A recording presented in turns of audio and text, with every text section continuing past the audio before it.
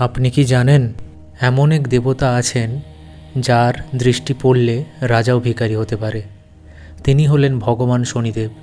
কিন্তু তার একটি অজানা কাহিনী অনেকেই জানেন না।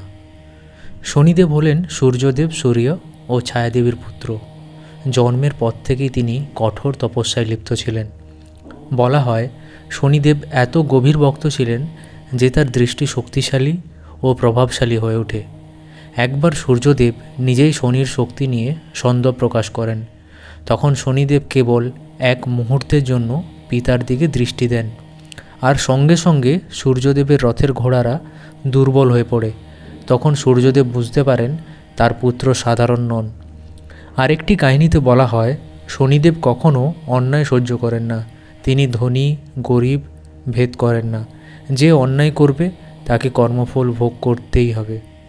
তাই শনিদেব ভয়ের দেবতা নন, তিনি ন্যায়ের প্রতীক। সৎ থাকুন, অন্যায় থেকে দূরে থাকুন, তাহলেই শনিদেবের কৃপা পাবেন। জয় শনিদেব। আপনি কি শনিদেবকে ভয় পান নাকি বিশ্বাস করেন? কমেন্টে জানান। আর ভিডিওটি ভালো লেগে থাকলে লাইক, শেয়ার, সাবস্ক্রাইব করে দিন।